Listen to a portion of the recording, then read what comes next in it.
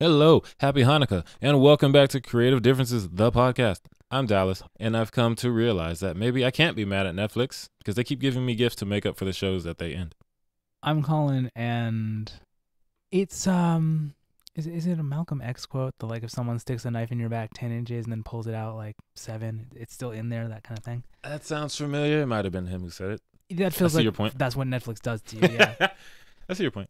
And I'm Demi, and I'm the only one who did homework for this episode, unlike last week. Welcome to another episode of the Creative Differences podcast, your one-stop shop for movie reviews, Fancast Fridays, Throwback Thursdays, and a number of other pop culture-related items. Today, I will be reviewing Resident Evil, Welcome to Raccoon City, and Encanto.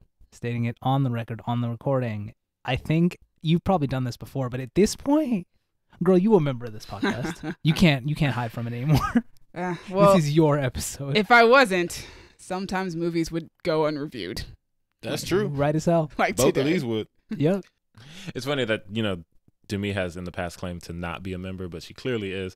And on the other side, we have someone who claims to be a member, but clearly isn't. So if you're wondering where Gabby is, she was overcome by an otherworldly thirst, and we haven't seen her since. Wow. Yeah. So before we get into these movies, or before Demi gets into these movies, please like and subscribe, or your significant others will watch your streaming shows without you. That's so specific Why you, because it's a cursing conversation people? we just had. Because I feel like there are only so many ways to ask people to like, subscribe, all that stuff. Yeah. And it can be, But now it's threatening. it can be a benefit for us or a benefit for you, or it can be a threat. And sometimes you just got to throw in, like, putting the curse? evil on somebody. Yeah. Some Madame Zeroni type of stuff. Exactly. You and your family will be cursed for always in eternity. All right, guys. Let's get into these movie reviews. First up, Resident Evil, Welcome to Raccoon City, directed by Johannes Roberts, starring Kaya Scodelario, Hannah John-Kamen, Robbie Amell, Avin Jogia, and Tom Hopper. Once the booming home of a pharmaceutical giant Umbrella Corporation, Raccoon City is now a dying Midwestern town, and the company's exodus has left the city a wasteland with great evil brewing below the surface. When that evil is unleashed, the townspeople are forever changed, and a small group of survivors must work together to uncover the truth behind Umbrella and make it through the night. So, All right. this is obviously based off of the video games, Resident Yes. Evil, and this time actually based off of the video games, unlike the last selection of movies that were made, which I would like to start off by saying I did enjoy a number of those movies in the same way that I also enjoyed this one. Right. I also want to preface this by saying that I am the easiest of pickings when it comes to being scared. So despite this being a horror movie, I was actually not as scared as I thought I was going to be. Oh, good. Yes. Good. But yeah, I got to start off by saying I really enjoyed this movie. I had a lot of fun. That being said, this movie has a lot of flaws. Ooh. But it's also like, I guess, what I expected. So I can't be mad about it. I'm just like, yeah. 'Cause Right. it was what I thought it was going to be. I was like, yeah, this is about it. This is about the quality I was anticipating. Ooh. That's fun. But I will start off by saying like all the like really positive stuff that I thought about it. So like I thought Johannes Roberts did like a great job creating suspense, even if the movie wasn't as scary as I was expecting it to be. Right. Like he's really good at like slow reveals and like building that anticipation. Like something's gonna happen, but like we're gonna take our time with showing what's gonna happen. And he does it a lot during the first half of the movie. There are a lot of like one shots where it's just like we're here. And now we're slowly going over here. Okay. Oh, I hate that. And now we're going back over here. Fun. And now we're going over here. And now it's just like, oh my gosh, you're going to torture us with it? The movie's very atmospheric, and it does feel a lot like the game down to its B-movie vibe, which is very big in the video game, because the video games were based off of like B horror movies. Oh, cool. Cinematography and the color grade I thought was really good. Nice. I was really into the lighting. I thought it was shot very well. The shadows are used incredibly well in this movie. I love that. I was like, oh, yes, it is dark over there. And there would be things that come out of the shadows. And I'm like, no, that was like effectively done. Because I definitely didn't see anything in that shadow until it was right there. Stuff like that. Yeah, they did a really good job with that. There's a lot of Easter eggs in here for like Resident Evil game fans. A lot of location recreation is done with the production design, which is dope. I personally have a nostalgic attachment to Resident Evil, not because I used to play. I actually have no memory of any sort of story involved in any of the original games, but my dad used to play them, and I used to watch him play them all the time when I was a kid, no matter how scared I was. Right. So watching this movie kind of felt like that, especially because I took my dad to go see the movie. Perfect. Full circle. Full circle. And it was fun. After the movie, when we came out, he was like, yeah, you know, he's like, I don't remember all the details of the game, but things would come up on screen and I'd be like, yeah, I remember that. You know? That's cool. You know, if you're a Resident Evil fan, you might have a good time. I think the cast does a great job with what they're given. That being said, there's basically no character development for anyone. You hate to see it. I felt like I didn't really get to know the characters like enough, and that they kind of just go through the motions of the movie. Like once like the movie starts, you get to know these characters. They tell us like things about them, like, oh, Chris has a crush on Jill. Okay. Jill's got a crush on Wesker. Sorry, Chris. Yeah, Claire's been gone for this amount of time. Claire's Chris's sister. And, you know, they tell us all these details. Leon's a rookie cop. They tell you these things, but like I feel like their actions don't really tell you about their characters. It's just like it's like they tell you these things and then, all right, guys, zombies. So now we're just going through the motions. So they follow the old rule of tell, don't show. Yeah. Okay, got it. That being said, they got like the right actors for like. First off, I love this cast. This cast was the driving force of me seeing this movie, despite my hatred of horror movies. Yes. They got the right people because a few characters have really emotional moments. Okay. And even though the story might not like have earned those emotional moments, the actors are at least like, I believe you. Like I believe that your character is actually feeling this way about this That's situation. always nice when the actors can carry at least like yeah. So like make you feel it. Kaya Scodelario has a moment like that. Hannah John-Kamen has a moment like that. There's one other actor, I don't want to mention who though. I would rather just let everybody, you know, if you want to go see the movie, let you find out on your own, because I feel like that was one of the better character stories in the movie. Okay. But yeah, they do a really good job of doing those emotional moments. But yeah, the writing is kind of writing surface level. It's a zombie movie, guys. What you want? The pacing during the last half is way too fast. And just when everything like starts getting into the action, it feels like we're pulling out of it immediately. It feels like there just could have been more of everything. The movie's only an hour and 45 minutes. So I'm like, you could have put more into the movie, and it probably would have helped. It could have been longer. The action sequences, while short, are pretty cool. And Chris Redfield's lighter sequence is one of the highlights of the movie for me. Oh my gosh, that entire sequence is dope. But yeah, the movie was made on a pretty low budget, so I wouldn't mind if they made a sequel if this one ends up being pretty successful. They made this one for like $25 million. Okay. Which is why the CGI probably isn't. Well, I won't say the CGI isn't as. The monster CGI isn't that great. All right. But the locations, I've seen behind the scenes photos, and they've used quite a bit of green screen for some of the locations, and you would never be able to tell that that's green screen. Well, that's good. So that's great. That's something. But like the monsters needed a little bit more budget so that the monsters could look a little bit better. Also, so that we could have more monsters, because there's a lot of zombies, not a lot of monsters in this movie. But if it's successful, like I would watch a sequel. That would be the next horror movie you guys would hear me talk about. I would sit through a sequel, because like the initial intros to the characters are very cool, especially for Leon and Jill. Like I would like to know more about these people, and I would like to see them be able to do more instead of just go through the motions of, yeah, it's a zombie movie, we have to survive. Right. I feel it. But yeah, overall, if you're down to watch people get into dangerous situations with some zombies for an hour and 45 minutes, you'll probably have a fun time. Right. Like if you go in and you're just like, yeah, I'm gonna just want to watch some zombies get shot. Shout out to the people who were sitting at the end of my row, because they were definitely having a great time. That's always fun. And I was like, I like your energy. It was the woman. She screamed at one point. Oh, great. I was just like, oh, it wasn't me, thank God.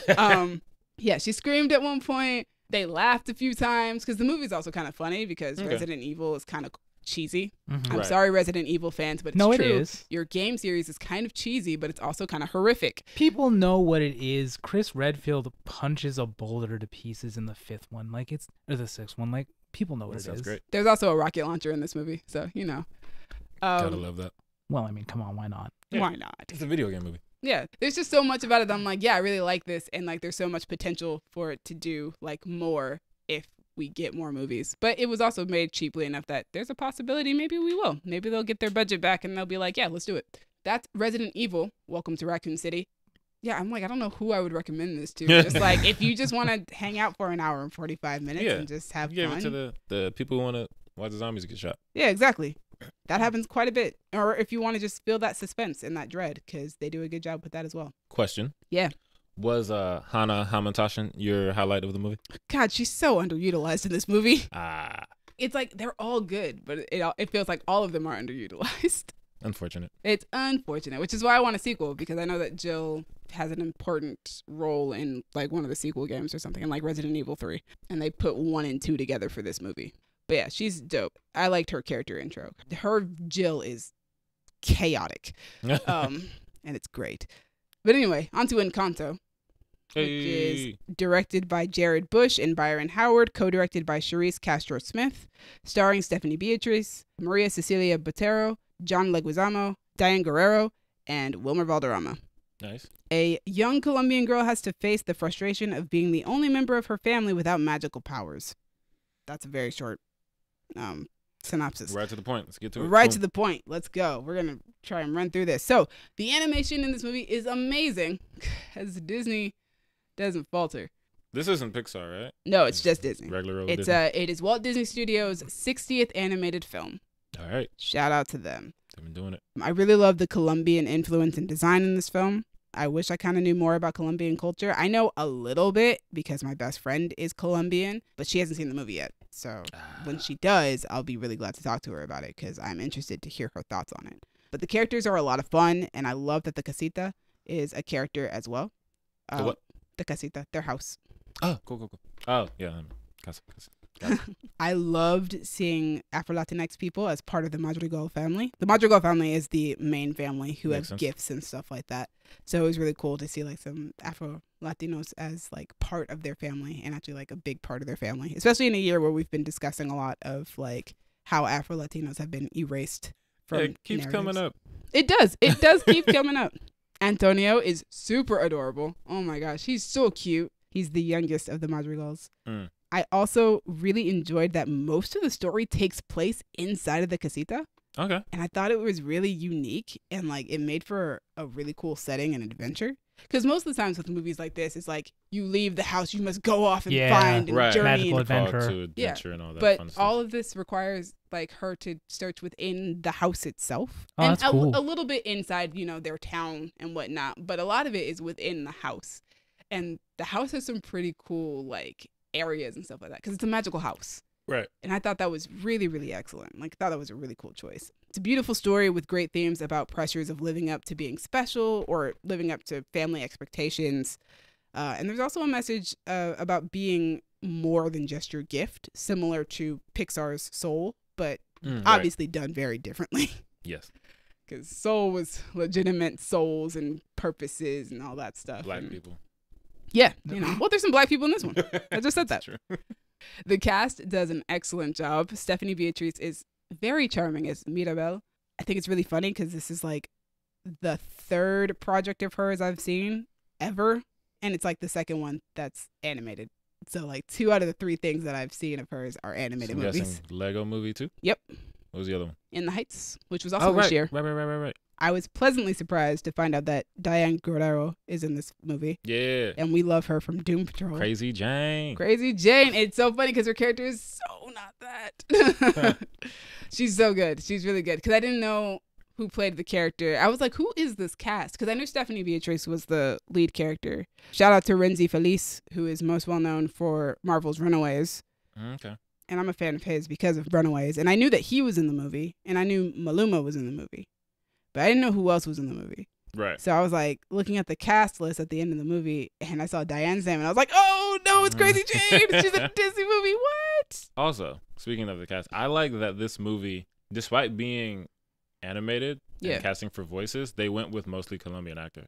Yes. Like Stephanie, Diane, John Leguizamo, Wilmer Valderrama. Like, these are Colombian actors. And, we grew up watching stuff like The Prince of Egypt. Which is a great movie. Yeah. So it's like, everybody's going to be white, but they're going to voice whomever is on the screen. But I love that even though these actors aren't even appearing on the screen, they were still like, we're going to get people with ties to the culture. Yeah. Love to see it. Love to see it. The songs are great. Very fun. Seeing as they're written by Lin-Manuel Miranda. Right. We expect nothing less. I'm not sure if these are like my favorite set of songs by Lin-Manuel Miranda, but I do want to listen to the soundtrack again because, I only heard it once. Right. So, I feel like I need to to listen to it again. But their animation sequences are very cool, especially for Waiting on a Miracle, Surface Pressure, and We Don't Talk About Bruno. All right. I loved the gifts in the movie, and some of them were expressed in pretty creative ways, like Bruno's gift of premonition. I thought his gift particularly was really cool to see how it works. Right. Overall, just another magical and delightful Disney movie for the whole family to enjoy. I took my mom and my brother to see that one. It was funny. I just had back-to-back days of going to the movie. So Tuesday night, I went to go see Encanto with my mom and my brother. And then Wednesday night, I went to go see Resident Evil with my dad. Tonal shift. Yeah. But yeah, Encanto is great. I mean, if you're looking for something to watch with the family, that's the one to do. That's it right there. Congrats to Disney on their 60th animated movie. They are going to continue on forever. That's true. There will be no stopping. Man. That's scary. And they will probably continue to be very good. So yeah, there's like a standard of quality with Disney, and this one definitely reaches that standard of quality. I also like that this movie doesn't really have a villain. Oh, nice. Yeah, that's a nice change of pace. Yeah, there's no we're not looking for some sort of villain or whatever. There's an obvious conflict in the movie. Mm-hmm. So then it becomes, how do we stop this conflict from happening? And that's cool. It's not like we're chasing after some sort of villain or whatever. Nice. Yeah. Disney does that sometimes. They'll just be like, yo, just follow this character as they deal with this thing. We don't need someone to try to eat them or whatever. What, Colin? Do a lot of their movies have the villains trying to eat the heroes? This is the first thing I thought of. Okay. That's a choice. Yeah. They've made 60 movies. I'm sure there's been a lot of that's I'm gonna eat you. And that's just the animated ones. Exactly. What you been watching? What you been doing? doing? What you doing? What you watching? Speaking of good family fun, I watched Midnight Mass. I was going to say, I feel like you're going the opposite direction here. I sure am. I mean, there are families. There are families. Ain't no fun. Well, no. There is one sequence of fun that becomes not fun very quickly. But there's fun there when at the fair potluck thing. Oh, yeah, the fun fair. And then it takes a horrible turn. But yeah. All right, Midnight Mass, created and directed by Mike Flanagan, who is Netflix's golden boy when it comes to horror. He made The Haunting of Hill House, The Haunting of Bly Manor. He also directed Dr. Sleep. All of these things are great. He's their James Wan, Jordan Peele. Yeah, and honestly, he's one of the best to do it when it comes to horror. He's up there. Stars Zach Gilford, Kate Siegel, Hamish Linklater. Hamish, I love him. Hamish, thank you. He's dope. He's really good in this. Samantha Sloyan and Rahul Kohli. Who's Samantha Sloyan? Beverly King. Oh, yeah. Acting. IMDb summary is: an isolated island community experiences miraculous events and frightening omens after the arrival of a charismatic, mysterious young priest. Yeah. All right, so boom. That's Hamish, right? Yeah. Yes. Mike Flanagan. So his style of horror is very different than typical horror, which I think I gravitate towards. I like that we just got past Thanksgiving, which, by the way, happy Thanksgiving to all of you guys listening. Yeah. And yeah, we are still somehow talking about horror things. I can talk about horror year round if you let me. Yes. Halloween has passed. This is Halloween. So this show for me is a lot more unsettling and disturbing than it is scary. Mm-hmm. Colin, you said you've seen everything but the last episode. Yes. So you saw the Easter Mass scene. Yeah. Right? See, exactly. The Colin's reaction. Oh, it's one of the most disturbing things I've seen on TV in a long time. But it's funny because the show has a reputation for being kind of slow to start.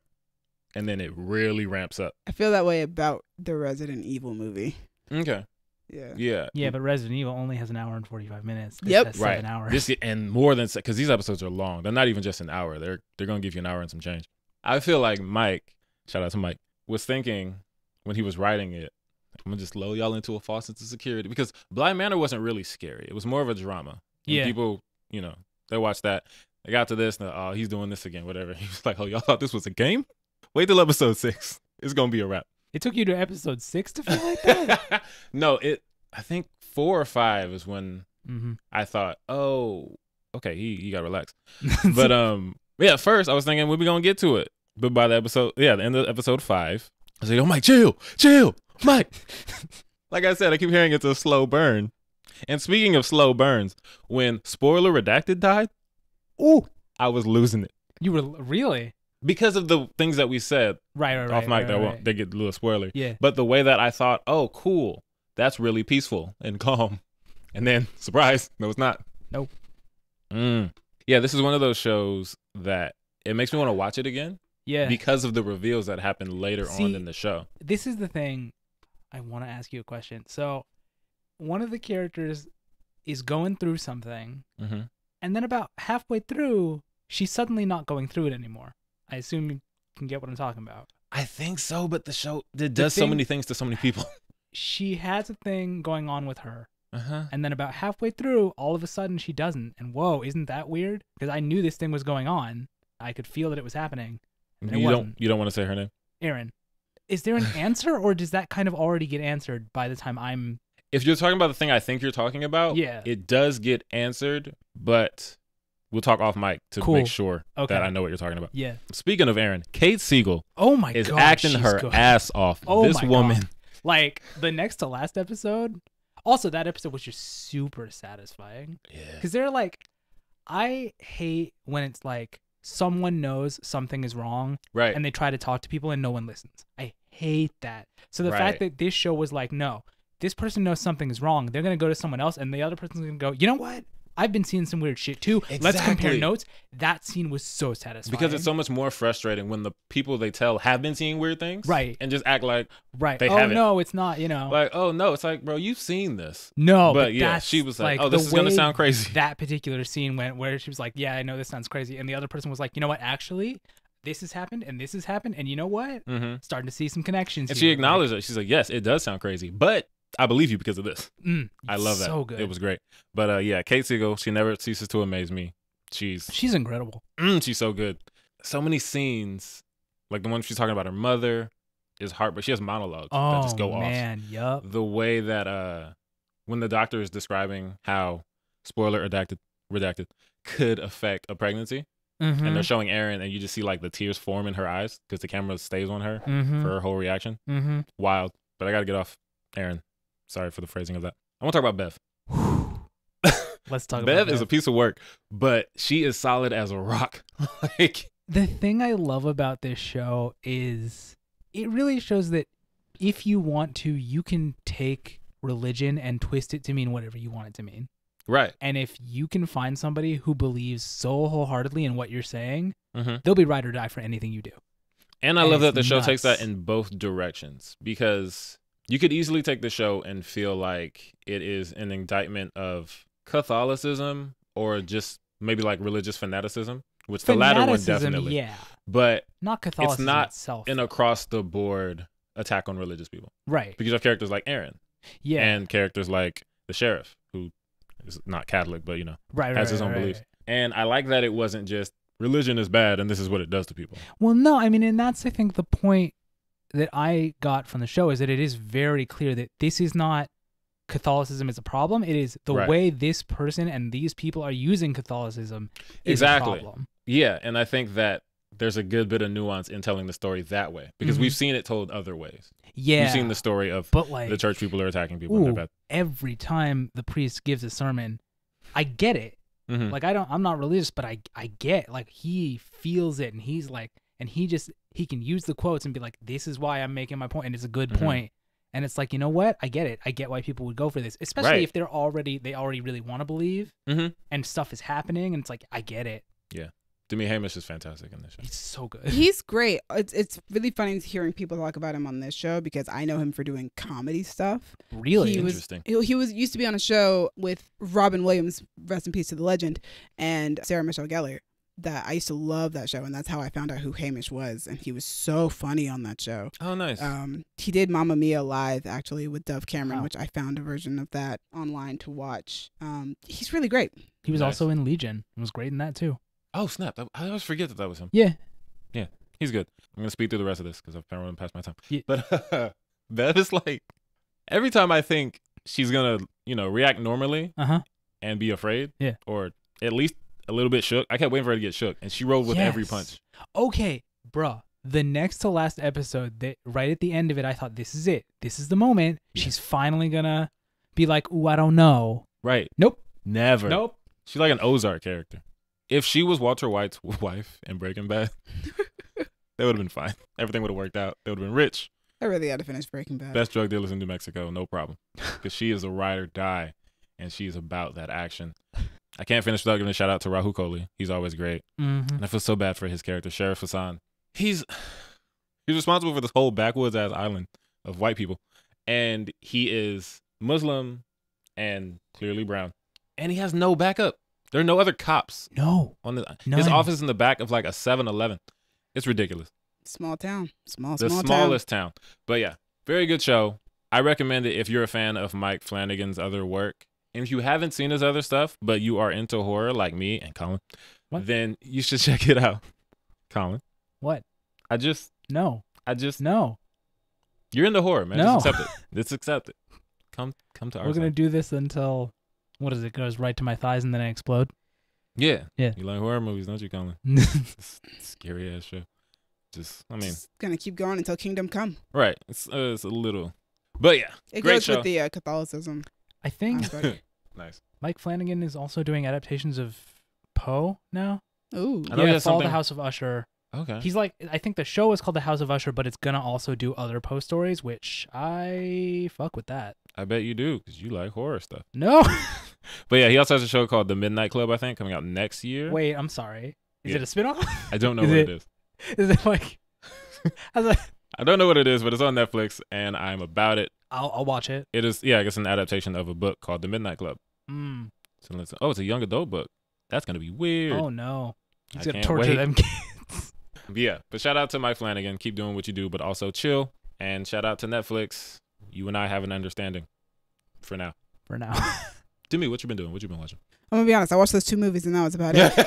Fair. I also watched King Richard, which you did. which we have a review for. We did This is that true. last week. I'm just going to basically confirm what Dallas said. It's a great movie. Yeah. If you're into sports movies or biography films or whatever, like that might be your jam. Will Smith is definitely coming for that Oscar, but I think Aunjanue Ellis should also be involved in the conversation. She was very She's good. great in that movie. Shout out to all the black girl dads out there. We see you. That includes my own father.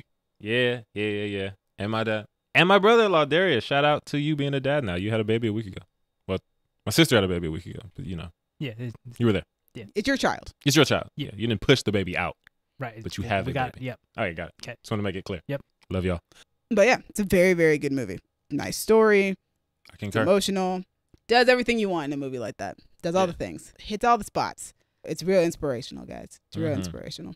Also, you brought up Oscars, and there's one thing I forgot to say when I was talking about Midnight Mass is award people. I know y'all don't really rock with horror, but Lovecraft Country had they shot.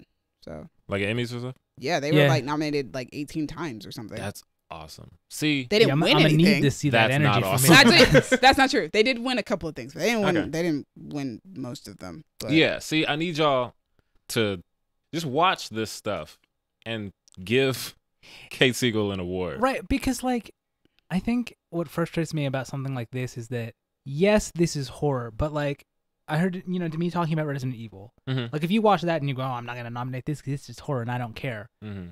Okay, there is a level of horror that is just there to scare you or be gory or whatever. yeah, And if you don't want to give that awards, first of all, get your head out of your ass. But fine. But Right. there is horror that is trying to be more complex and deeper, and it's like to lump it all together isn't fair. And putting all that aside, because I don't like the genre discrimination. If you are giving awards for acting, It shouldn't matter what. don't the worry genre about the genre. Look Yeah. at the acting. Kate Siegel has been in a bunch of horror stuff, and she's consistently killing it. is. Every time. Yeah. So look at her acting and give her the award. But yeah, that's what we've been doing. That's what we've been watching. Colin kind of participated in this episode because he watched the show because Yeah. he likes horror just like I do. Nope. All right. news. The news. So who do you guys like better, trailer tracking or the trailer train? I don't know. They're both Hop great. aboard the trailer train. Trailer tracker train. We try. It's a tongue twister. Trailer train tracker. I don't know. They're both great. We should just have a poll. I don't know if we can. Maybe. Yeah, All we'll right. see.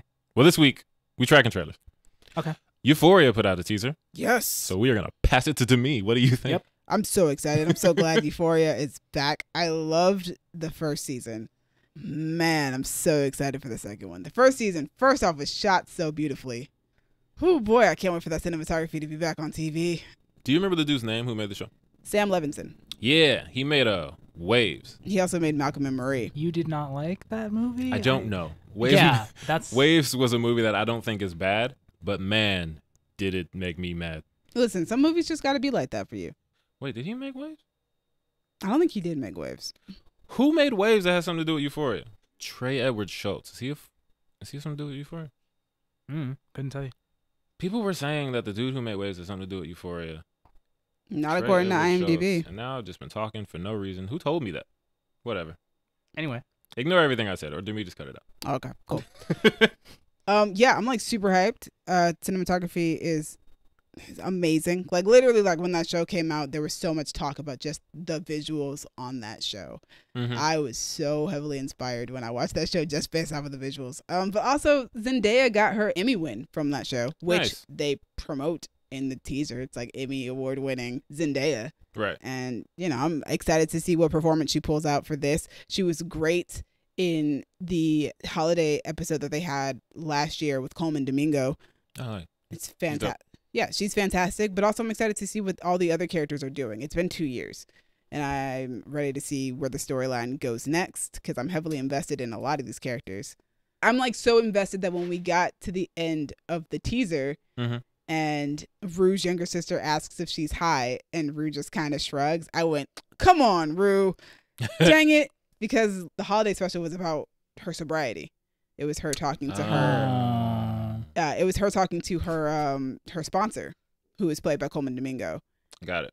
I can't remember if by that point, because I haven't watched it in a year, but I can't remember if by that point she had already slipped or not, or if she was just thinking about slipping. Because, yeah, she has a horrible codependency issue on drugs, and then when not on drugs, on Jules.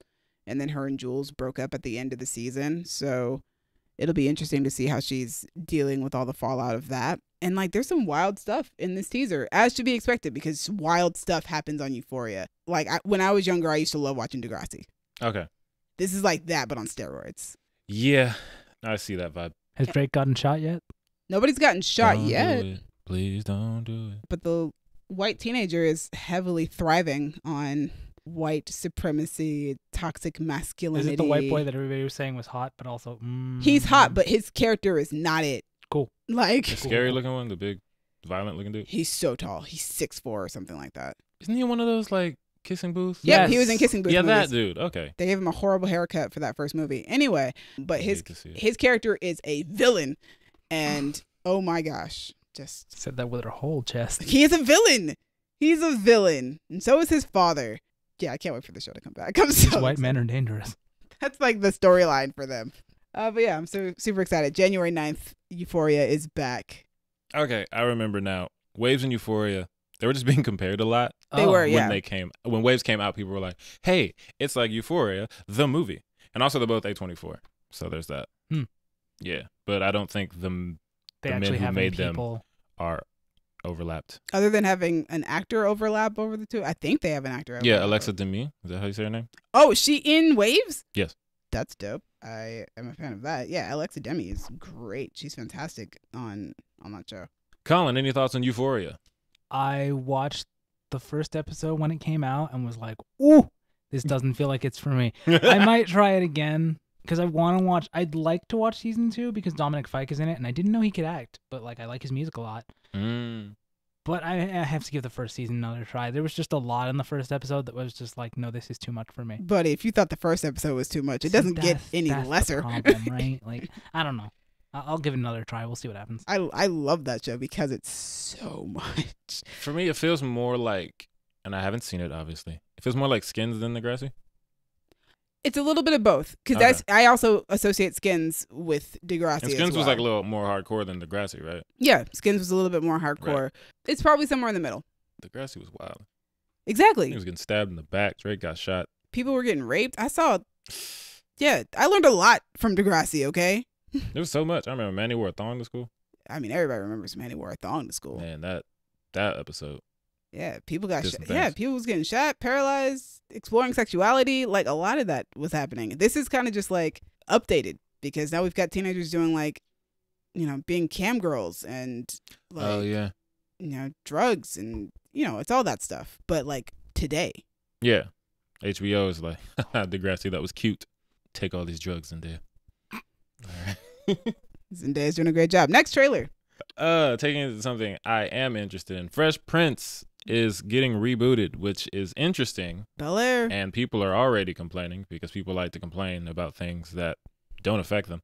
I like this because I love that we live in a world where you can make a fan-made thing And if the people involved in the thing you are a fan of see it, they can take it, support you, and turn it into a legitimate studio production. Like a dude made a YouTube fan-made trailer. Yep. What if I made Bel-Air, but a drama? And it was a really good trailer. It was a really dope video. And then Will Smith saw it.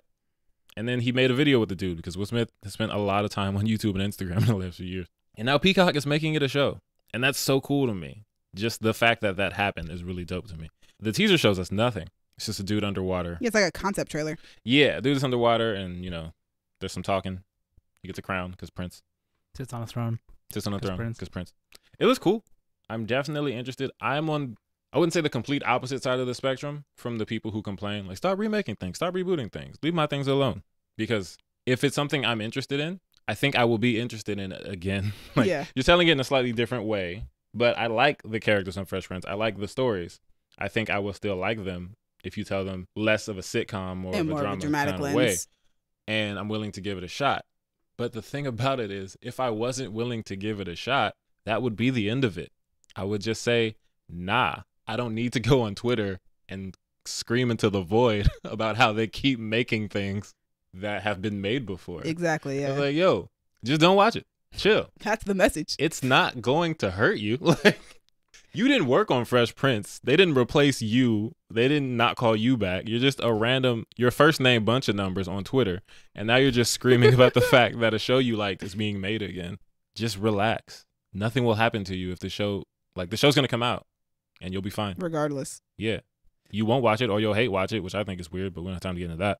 And then you'll go on with your life. Just chill. Everybody relax. You ain't got time for this. I'm excited for I'm excited to see what they do with it. Because Fresh Prince already had some dramatic elements in it. Definitely. How come you don't want me, man? Yeah, so I'm wondering, I'm like, you're going to make this more dramatic, basically. Like, you're just going to focus more on that side of things than making it, funny. I'm sure it'll be funny at times. Like, it better be. But it won't be a sitcom. You can't take all the comedy out. Yeah, you gotta have some levity in it. It just won't be a sitcom. Right. I like the cast so far. I like Cassandra Freeman, who's playing Aunt Viv. Akira Akbar, I think she's a great child actress. She's playing Ashley Banks, and Akira was in quite a number of things, but she was in Captain Marvel, most notably.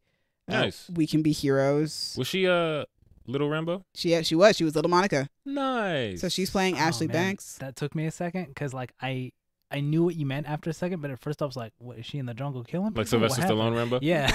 She could do it. She got range. No, not that one. Coco Jones is playing Hillary Banks, and Coco's pretty great. All right. And they're bringing Lisa in very early. They have a person cast for Lisa, and I'm wondering why they're bringing her in so early and how they're changing the story in that way. I mean, for me, if I'm going to do an adaptation of something, Fresh Prince ran from 1990 to 1996, and we know which characters mean something. I don't know if I'm going to get that many seasons. Yeah. Like, I might want to bring Lisa in early because if I wait the way they did, we might not get to Lisa. And that's we might not, but like, also, Lisa came in during college, and they're probably in high school. They were grown when Lisa came in. Yeah, they were grown. Like, they were like considering marriage and everything. So I'm just like, are you gonna give Will a long-term relationship in this version of the show? I guess we'll see. Because Will never really had a long-term relationship until he met Lisa. Yeah, he was just hoeing around LA for 6 years. And then Lisa. And then their parents got married after they decided not to get married. That was super weird. Yeah, I don't know why they made that decision. And that's the kind of goofy thing that I don't think would happen on this version, so I'm thankful for that. I hope not, because I really liked Lisa and Will together and was very disappointed that they could no longer get back together later on down the line. Yeah, it was weird. It's so weird. Why did they do that to us? It's so awkward. Fresh Prince, for those who don't know, Fresh Prince is my favorite show of all time. It's a great show. Yeah. And a couple years ago when they remade my favorite movie of all time and everyone complained about it and I didn't, I went and watched the movie and I liked it because it's The Lion King. So, of course, I liked it. I'm looking forward to it. Shout out to Peacock. We'll see what they do. Next news piece. Which is Hayao Miyazaki is coming out of retirement to direct another film. Yes, we have something for Colin, taking it to the weep. He needs to stop saying he's retired. I feel like he said it like 5 times. I feel like most artists should just stop saying that they're retiring. Just, if you want to stop, just stop. Right. Yeah, it's also it's weird, I guess, for art because it's like you can always come back. Yeah, at any point you can decide you're back. And he keeps doing it. And it's not a bad thing. But like he said that like 2 years ago, he was like, I'm going to direct this Caterpillar movie and that's going to be my final thing. And now he's directing an epic fantasy something. And it's like, that's awesome. That Congrats, intrigues me, dude. Oh, fuck yeah. if something happens, like if Shelley Duvall came out after The Shining and said Stanley Kubrick is such a monster that I don't want to act anymore, I'm retired, I would think, I get it. Yeah. You retired because you worked with a demon and he ruined you. But for people to just make something and then think, you know what? I'm done. But for no particular reason. Especially like, how do we know you're done? Because it's interesting in the entertainment industry for me, because it's like, but what if a project comes your way that sounds awesome? Well, that's what it sounds like came along this time around too. Yeah. It's like you were either someone else had the idea or he had the idea and was like, yo, I want to do this. You were artistically inspired and decided that you wanted to come back and do this because somebody needed to tell this story. Right. Yeah. But and I think that's great though. That's awesome. Yeah. Like, but like, yeah, I think it's cool. I don't watch I haven't seen a lot of Miyazaki films. Let me not say I don't I own watch. a bunch of them. I own like. Well, they're also all on 15 of HBO them, some Max. shit. Oh, they are. Yeah. Hey. So You like have options. Yeah. So recently I watched Howl's Moving Castle. So Because it's one of my friends. It's one of her favorite movies. So she had me watch it with her because I haven't seen it since I was about 18 or 19 years old. So we watched that. Did you like it? I did like it. Yeah. I've seen Kiki's Delivery Service, but I was really, really young. There are a number of his movies that I have seen, but I was a kid when I saw them. So I don't really have any memory of them except being like, oh yeah, I like that. I think I saw Spirited Away. I like that one. I am interested to see what he's going to do next. I think right now Miyazaki's one of those directors that's on my list of I need to watch your stuff. So let me do that.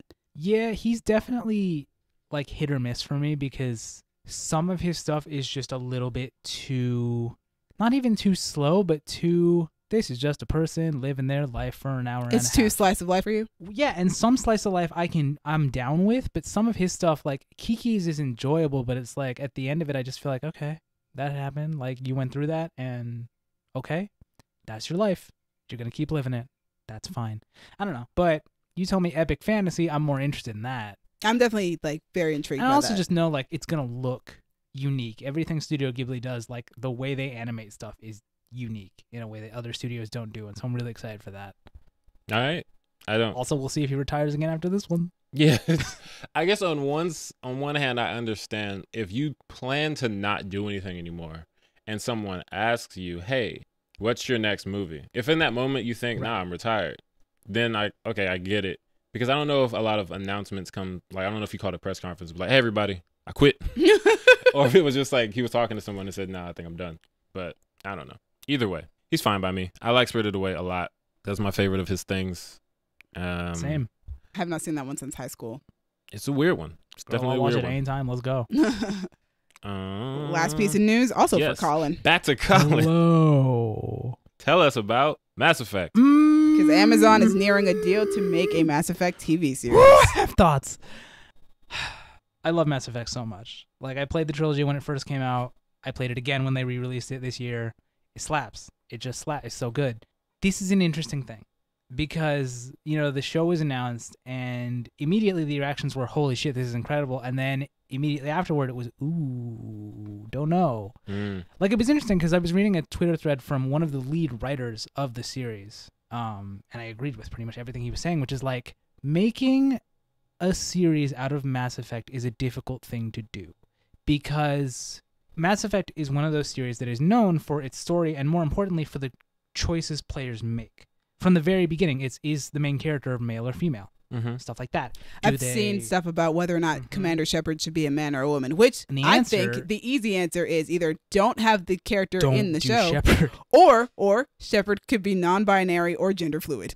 Is Shepard the character you play? People are still, yes. Okay. Even if you make them non-binary or gender fluid, people are still going to assign them a gender just based on how they look. And it's still going to not work for some people because my Shepard looks like this and that Shepard looks like that. And that's weird, right? Because everybody kind of throws out the quote-unquote canon Shepard that's like on the box art because nobody cares about that. Yeah. But you have to start making choices. And those choices then make things quote-unquote canon. Is Shepard, what gender is Shepard? Do they romance this person? Do they kill this species or do they not? I think the problem that I have with people going, that makes it canon for a video game is that it's not canon for the video game. It is canon for that television show, which is in and of itself an alternate universe. Yes, but it's its own medium. At the same time, it's weird, though, to have a story that depends so much on what you as the player choose to do and then have that story retold, but making specific choices that you may or may not have made. Like, my thought is don't adapt the games. Take the world and do something else. They probably won't. Adapting the games is the safest route because it introduces you to the world in a nice way and it has a good conflict and blah, blah, blah. But, like, it's going to be weird if this shepherd doesn't cure the genophage, say, because it's like, oh, so you want these people to keep dying. That sucks. Like, it's just, I don't know. It's just, I am excited, and of course I will be watching it as soon as it comes out. It's like I don't know what I want it to be, because on the one hand, I want it to be the shepherd story because I know the shepherd story and I love the shepherd story. On the other hand, I don't think it should be, because then they're making choices, and it's like, I don't... Ooh, but like, yeah, it sounds like they just shouldn't have this character. They shouldn't do the story of the games, but if they don't do the story of the games, then is it really Mass Effect? Because the one time they tried to do a story that wasn't the main story, it didn't go well, and they canceled the DLC for it, and nobody really talks about Mass Effect Andromeda because it was not well received. I mean, can't you just do the main story, but from the perspective of like a different group of characters? Not... I mean, I guess you could, but if you do it from the perspective of a different group of characters, then you're going to miss a lot of the action. Because that's the whole point of Shepard's story, is that they and the people who surround them are in the center of the action. They stop the Reapers. So it's like if you do that from the perspective of some other group, you're not getting that. You're not going to go to these locations. You're not going to see the final battle and shit because these people might not be involved. I mean, maybe they are, but like I don't know. I'm so excited and I'm so afraid. And I just like... I feel that way about a lot of things that get adapted that I like. Yes. Yeah, and this one in particular, it's just like, how do you do this? When they finally announced that Green Arrow is coming to the DCEU, whoo boy, my excitement and my fear will all be equal. That's going to be interesting. Yeah. But that at least, you can also at least draw from a bunch of different comic storylines and shit. Like, you can mix and match. You can do some shit. You can figure some shit out. You would hope they would. This series has 4 games, one of which nobody talks about because it was not well received. They're not going to adapt that one probably because I don't think people would care. So what are they going to do? I don't know. That said, day one, I'm going to be watching it. I'm going to buy the new game when it comes out. I don't care what it is. Like, yeah, I know nothing about Mass Effect except that I know Ivan Strahovski played the character Miranda in Mass Effect 2 and 3. And 3. So what I care about is she coming back to play this character? Because I want to know. I would love that. Miranda, please? You don't need Miranda. I mean, you don't need any of the companions really, but she's interesting. I would like them to include her, if only so that they could treat her a little bit better visually, because she's very famous for so many of her shots in the game being of her ass. Interesting. Guys, why would y'all do that to Ivan Strahovski? Why would you do that in general? Like, why? I mean, you know why. I know exactly why. Well, I get it. And the whole point is that she's supposed to be genetically perfect, so I guess she's got the perfect ass. But it's like, you're undercutting everything she's saying when she's saying it, and the shot is just her ass. I have a question. Yeah, what's up? Have you ever seen a porn parody called Ass Effect? I have not. Okay. I don't want to. Mass Effect is one of those things I wouldn't I want to clarify. You don't know if it exists. I'm not asking... You're just suggesting. If he's seen this thing that I've seen. I'm asking if he knows that one exists. Because I'm sure it does. That is a great title for a porn parody of Mass Effect. I am 100% sure it does, but it's like, I would be afraid of what that is, because it could just be average porn. It could involve a lot of tentacles. It could involve species with 4 testicles. It could involve a whole lot of... Yeah, the Krogans have 4 testicles. They talk about that a lot. Why? Why do they have 4 testicles? They just do have 4 testicles, which is really funny because then their species is mostly impotent. I mean, why do they talk about that a lot? It's just funny. All right. That's a choice. Yeah, they talk about, kicking him in the quad. It's really... How you got 4 testicles but you're mostly impotent? Like, well, that's because there was the Krogans were kind of really like primitive, and then this other race sort of gave them technology and uplifted them so that they could fight this other species that was invasive. Okay. And then the Krogans were like, cool, we've got technology and stuff, we're chilling, we're going to start breeding like mad and try to take over the galaxy. And everybody was like, whoa, that's not what we wanted. So they introduced basically a genetic plague into the Krogans so that the vast majority of their children are born dead. The genophage. Yeah. That's dark. It's awful. Yeah, and a lot of, well, not a lot of the plot, but throughout the games you kind of hear about it and you talk about it. The second game, one of your party members helped invent the genophage, and so you talk to him about that. And then in the third game, you have the option to cure it or not, knowing that if you do, then the Krogan might start breeding and start taking over the galaxy again. But do they deserve that shot? I don't know. Up to you. Yada yada. That's the kind of shit I want to see adapted, but also I don't, because if Shepard doesn't cure the genophage in the show, then it's like, what the fuck is the point of you? You're an asshole. I have very strong opinions about this series. Clearly, which is great, because you don't have a lot of strong opinions on things we talk about. Yeah. Because you won't bring things to talk about that you're interested in. Yeah. But now we found one. That's me. Shout out to the internet. And that's all we've got for you guys today. Thank you for listening. As always, we appreciate you. Happy Hanukkah. Happy Thanksgiving. Happy holidays. Thank you, Crown Digital, Brandon, and Io for putting us on Spotify and Apple Podcasts. Thank you, Demi, for editing, putting us on YouTube, and actually watching the movies that came out this week. Oh, I try my best. Somebody had to. And Colin, I guess, maybe leaves his house because he saw In the Heights, but he doesn't remember seeing In the Heights. It's a whole thing. We have receipts. That's true. But speaking of Colin, thank you for repping for the horror fans with me. That's when not we talked what about I did. Midnight. That is exactly what you did. Nope, we can listen back to it. We got the receipts. Nope. Audience, what y'all think of Encanto? What did you think of Resident Evil? Are you going to watch Bel-Air? Are you going to go online and whine about it? Let us know in the comments or hit us on Twitter, y'all_different, Instagram and Tumblr, Creative Differences Podcast, or Facebook.com/Creative Differences PC. I still have more to say about Midnight Mass. So if you want to talk about how Mike Flanagan is wilding, you can hit me up on Twitter and or Instagram at a king named Simba. Talk to me about Mass Effect. What do you want to see? Do you want to see Shepard get rawed by a Birdman? People really like the Birdman. I don't, but whatever. Hey, you can find me on Twitter at DuckMcDuck. You guys can talk to me about either Encanto or Resident Evil. Welcome to Raccoon City on Twitter and Instagram at Dreamy Films. Dreamy is spelled DREEMI. Thanks again for joining us. And if you want to find Gabby on Twitter, you can find her at Ass Effect Andromeda. Join us next week when we will be doing a throwback for a holiday movie. You'll find out when we do it. Yeah, it's holiday time. All right, It's Been Different by Colin. You said someone gets rawed by a Birdman. Well, you can romance the Birdman, yeah. And he is extremely popular. Isn't there also a Bugman? Alien Man? What is he? I mean, there's a lot of... Aren't they all alien men? Bugman. Which Bugman? Am I thinking of the right game? You'd have to... We can talk about this off mic, and I can confirm whether... Because I don't think there are any bug people in the parties of Mass Effect. Maybe in Andromeda. It looks like a bug. It looks like Hopper from A Bug's Life. Is he green? Don't like that. Is it green? I don't know what his name is. Is the green dude? Possibly. He's not. He's a lizard.